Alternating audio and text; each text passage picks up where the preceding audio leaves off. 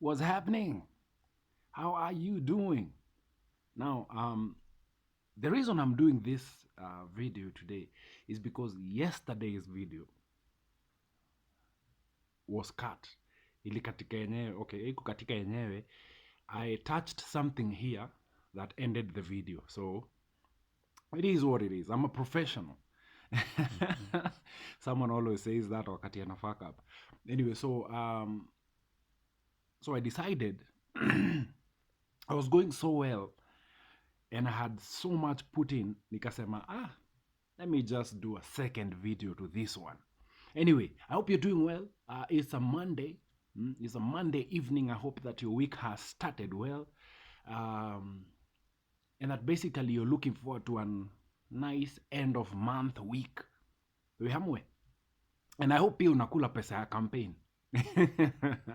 Hiyo ndio kitu ninaona watu wakikula sana siku hizi. Naona tu anytime I see people going somewhere, okay, I don't like, mi sipendi hiyo kukimbizana na watu. So really, unless I meet with I bump into the MP to be or governor kwa barabara tukipitana hivi and he's like, hey, okay, and then I'm there, I normally do not give a shit about that politics, your design. I mean, mi niko tu kwa whoever wins. I mean, we'll be Kenya itaendelea tu, hakuna kitu. All these people who are vying for the seat have nothing. They do not have me in mind. They do not also have you in mind. So don't go there thinking that, hey, mtu wangu atashinda. Nah. Anyway, we're going to talk about politics in the next episode of Man Cave, because I've been waiting for the presidential debate. It will be happening tomorrow night. As soon as that is done, now over the weekend, we are going to chambua politics. But for now, let's just go with what it is. I hope uko fiti. I hope the weekend was good. I hope the videos, the weekend videos were good. Man, hizo video Buddha. Man, I put my ass on them. Yeah. And so that's why I decided, let me continue with the story I was giving yesterday, and also some new inspiration, because at the end of the day, this is all about just pouring in what I've learned so far and what I'm hearing and I'm getting from other people, so that this can be of help to you. I mean, we are changing the world one man at a time.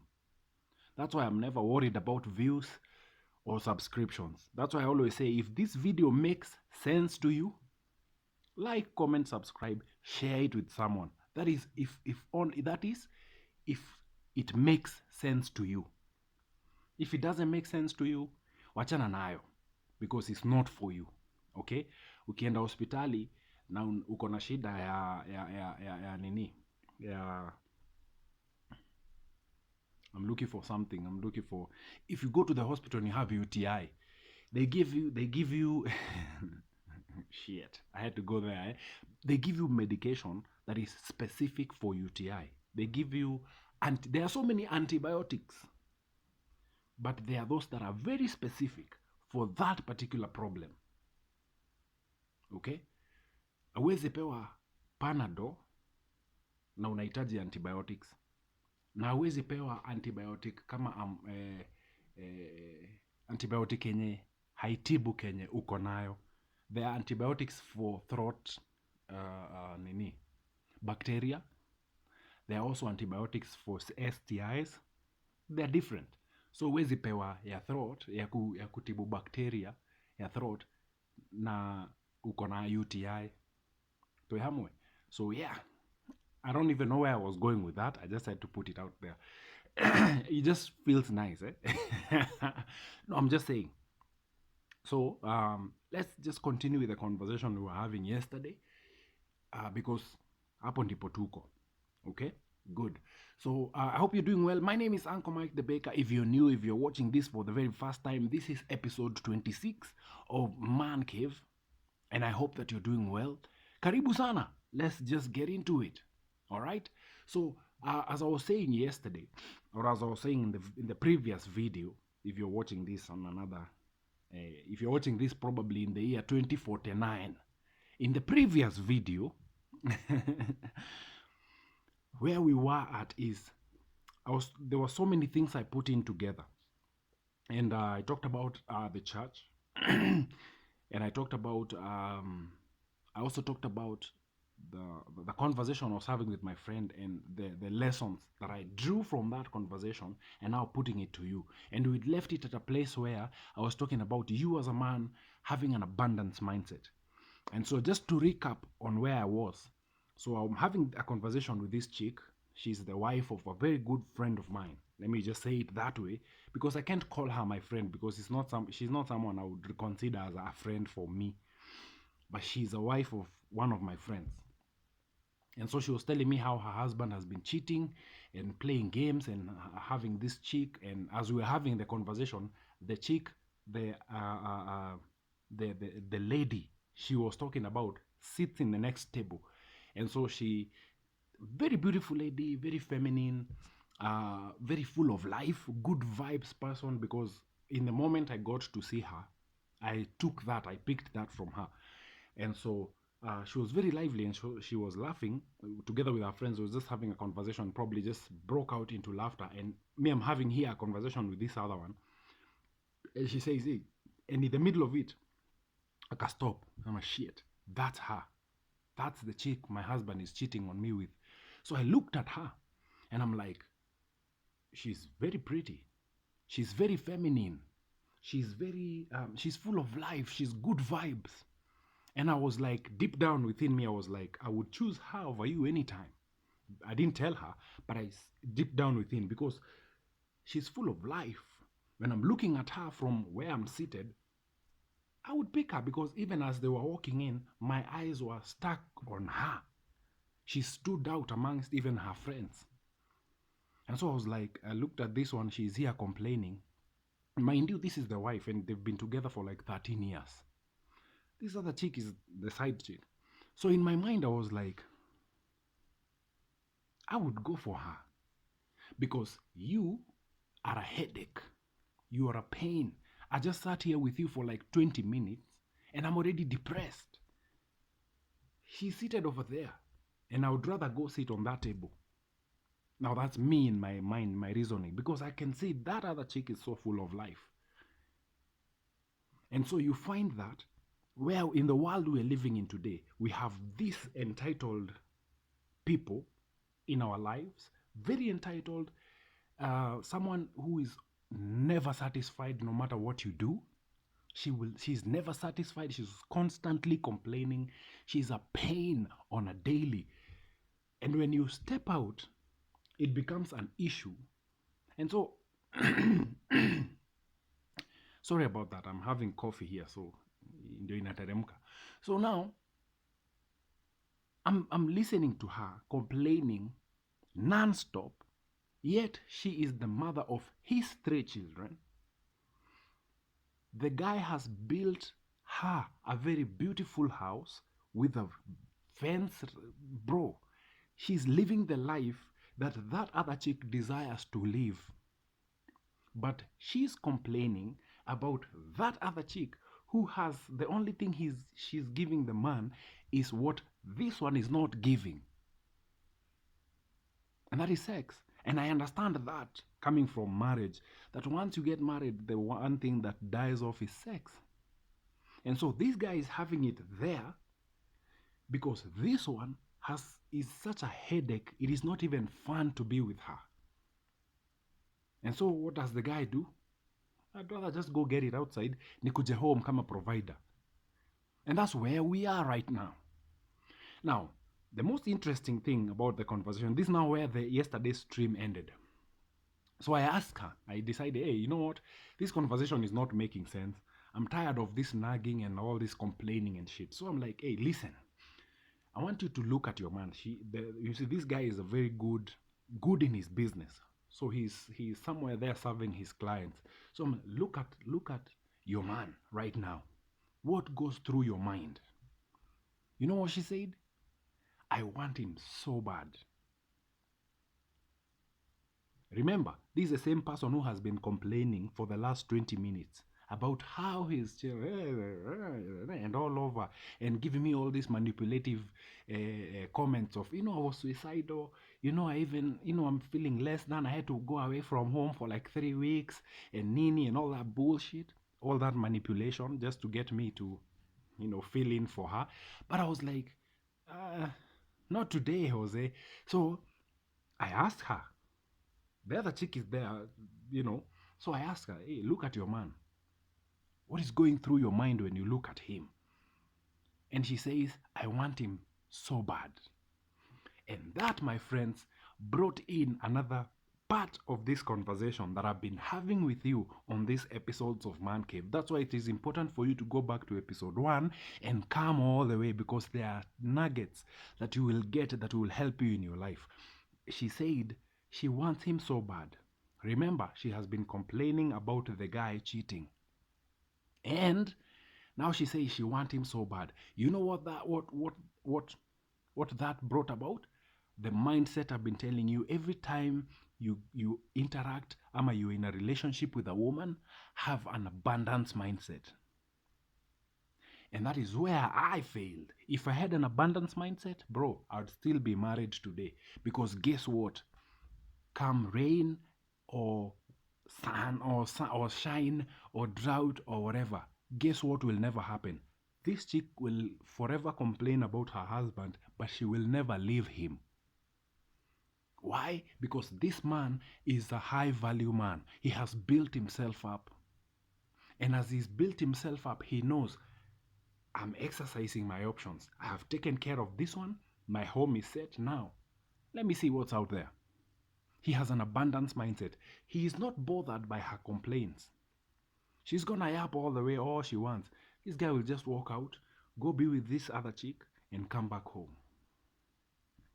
And this one will do nothing about it. Ataenda alielie na hapo alafu arudi. But she will never leave him. I have known this couple for a long time, and I've heard that story over and over again, but she has never left. But you, who is such a nice person, unaachwa hapo umesimama peke yako, na dem anaendea msee mwenye ana cheat. Dem anaendea msee mwenye hata ajui jina yake. You invest so much in your relationship. You've put up everything. You've given her everything she's asked for. But she's going to leave you there for someone who does not even know her name. And that is where now, if you remember me telling you about the sermon that the pastor was preaching for a funeral, if you haven't, just go to the previous video and see, then you'll be able to shikanisha hii story yote. So the pastor is saying, this guy is drunk, is drinking, is living a nini life, nini, and you here, you're supposed to be a nice guy, take care of your family and all that. But the thing is, the woman of this nice guy is the one who's leaving the nice guy to go for this other bugger who does not even know her name, does not even give a shit about who she is going to bang her out. Atagula hiyo gitu, bang her brains off. And guess what? She's going to choose him over this nice guy. And that is the world we are living in today. Now that's where the disconnect comes in. As I was listening to the TD Jakes sermon that is trending, now I listen to the full sermon. Wacha like a clip can trend. The full sermon, it's called Men Pour In. And even in that sermon, and this is now where the church has gone completely off, is that there is no accountability. The church is not putting the women to accountability. It's not putting them to account for their bullshit. The women are leaving men. Even in divorce, 80% of all divorces are filed by women. And it does not matter how long you've been with them. You can be Francis Ole Kaparo, aliachwa na wife yake after 40 years of marriage, bro. Bill Gates, Melinda Gates walked out on him 27 years after their marriage. They've been together for 27 years. You would probably think that is the safest place to be. But no, not for the woman. She's just going to wake up and walk away. And that story has played over and over and over again. Even in the video I did earlier last week, I was talking about the rapper Exhibit. Bro, wamekuwa pamoja for a long time, But this woman files for divorce in February and right now is living with another man in their matrimonial home. Because once you file for divorce, there is a period called separation that the courts order you to go through. And so as they are separated and this guy is struggling to live his life, the chick has another man already in the house that this other guy bought for him, for them to live together, their matrimonial home. That is the life we are in today. So don't tell me about your successful marriage, bro. It can end tomorrow. Inaweza isha by the end of today. Your marriage can be over. Your woman could be at family court right now, seated with lawyers, yet you've been married to her for the last 35 years or 40 years or even 5 years. Saa hii anaweza kuwa ameketi chini na lawyer wakipanga divorce yako, wakipanga venye watakutoka. And all the time in the divorce filings, the man is caught off guard. The man is caught off guard. Whether the marriage is legal or ni hizi zingine, the man will always be caught off guard. Last year, time like this, I did my radio show, my final radio show, left radio, with the mind that I'm coming to build my home. Let me be honest with you. When I left radio with my family in mind. I didn't leave radio to come and just enjoy my, life after radio. I didn't leave radio for another radio. I left radio with the mind that, you know what? Let me focus on my family. Let me focus on now building my family, retracing the steps. Where did we go wrong? What can we do right? What can I now do? Spend more time with my mama so that we can now build a family. That was my intention when I was leaving radio. Guess what happened? I left on the 25th of July and on the 1st of August, this bitch was gone. You tell me. So, it doesn't matter how long you've been married. It doesn't matter where you are. You will, as a man, you will always be caught off guard. Because udem alikuwa ashapanga kutoka kitambo ile time atakutoka. She knows. She knows where she will step out from. Anajua pali atakuondokea. And all the time you will be caught by surprise. Every man who I know, whose wife has left, was caught by surprise when she left. Because he did not expect she was going to leave. So don't sit here and tell me that, oh, you are safe. No, you're not. You're not. You are not, motherfucker. Na hii siku ya kutokwa ikifika, you will be as shocked as everybody else. You'll be wondering, I gave her everything. You'll be asking yourself the same questions that I asked myself, that every other man asked themselves. I gave this woman everything. Yeah, you'll be asking yourself those questions. And she's going to be long gone, enjoying her life with another man. Because that's what they do. Women don't just leave. They monkey branch to the next branch. They know. So right now, as you're sitting pretty here, she's probably planning her exit. And that's why as a man, I keep telling you, build yourself. Build yourself. The one thing that has kept me going for the last 1 year is because I chose me and I decided I want to build myself. I knew this thing was dead, kitambo, and I prepared for it. I was like, hata nikitoka kwa radio, whether this works or not, I'm focusing on mine. That's why I'm still here. That's why I'm seated here telling you, Buddha, build something for yourself. Build something for yourself. I look at my buddy, who I've been telling you about. He's built a restaurant. Wife yake akilianga tu hapa. I know him and I've seen him build that restaurant from scratch. Wife yake tu akiwa hapo akicomplain, oh, you're just doing your thing, you're not giving me attention. Every single day she's complaining. He's building. Guess what he has right now? A monster of a restaurant. That she now comes to sit there. Mbeleni hata hakuwa anataka kusikia story kaa hiyo. Gentlemen, build yourself. Focus on you. What do you want out of life? Go for it and don't ever look back. That is what you will be left with. That's what you'll be left with. Bill Gates was left with Microsoft.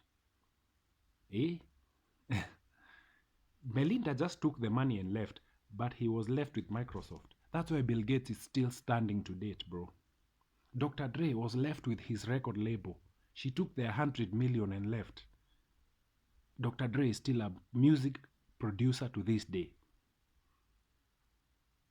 Focus on yourself. Focus on yourself. Hao ataishia, huu ni kaa upepo, atapigwa kwenye ataenda na aende. Utabaki hapo umededi. Because you have nothing for yourself. I also know men who are left and they died. Oh, I know many. They were left and depression hit so hard that they could not live another day. They died. Literally, physically. They are now dead. That nap uko chini. Wamekuisha. Because he had nothing for himself. So demo wakati aliishia, jamaa alianza tu kuwither. Ni kama huyu dem ndiye alikuwa anammiminia maji. Nah, in 2022, focus on you. Focus on you, Buddha. Hawa watu unaona saizi, bro, utakuwa unawaona. I don't even know what to tell you. The guy I told you about who is now living the best life he could live, my buddy, who I told you about, who went out for the Kirk Franklin's concert. The day he chose him, he's now full of life. Even when I look at him, when he's doing a live video, because he does videos, he does all these hikes, and he has a good life. Today, he looks so full of life.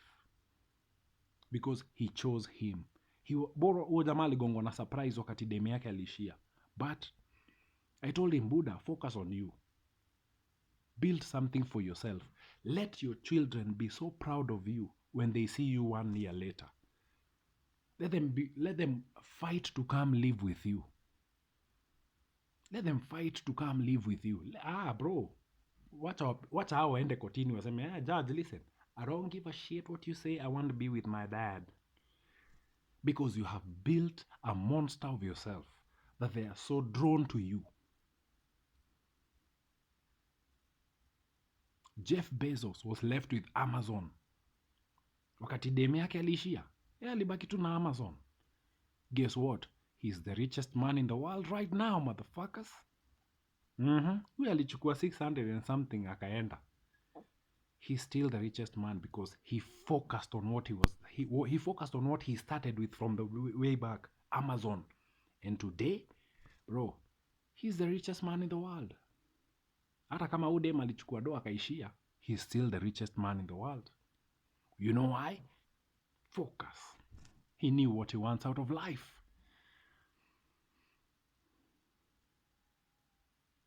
That's it. That's exactly what I've been trying to tell you about all this time. Build you. Focus on you. Choose you. Whenever there is a choice, wacha wewe ukuwe number 1. Hizo zingine zifuatange. And you will be so glad you did that. Because let me tell you, 1 year on, I am so glad I chose me.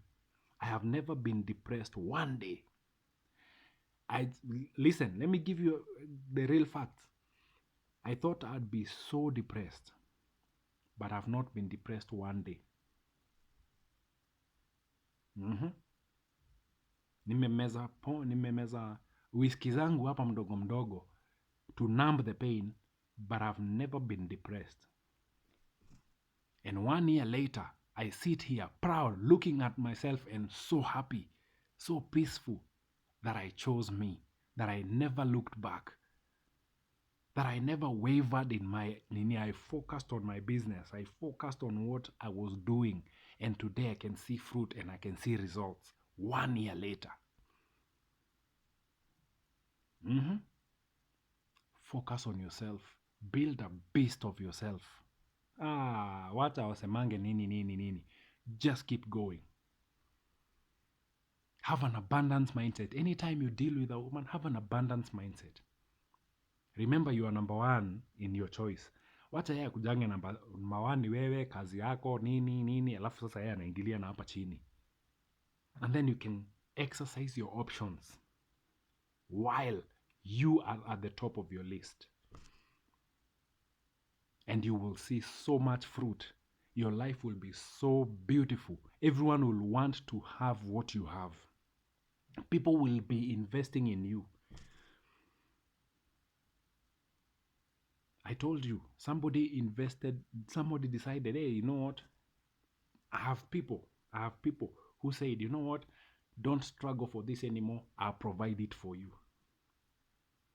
Mafuta imepanda, mafuta ya kupika. Imepanda imefika 1,600 plus. Guess what? There's someone who always provides it for me whenever I need it. Sugar went up to 6 Gs. Someone decided, you know what? Hata ikue 10,000, you will always have a supply of sugar. So you can keep going. The other day I told you about the guy who provided me with unga. Yeah.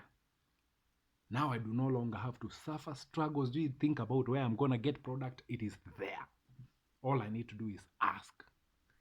Make a phone call. Leo nataka bale 5. Boom. Ziko hapa. And that's now the fruit. That's the fruit of focusing and putting me first. Now imagine, that is just in 1 year. Now imagine if you did that with what you do for your life. How far will you be in another 1 year? How far will you be in another 1 year? Now that's what I'm talking about.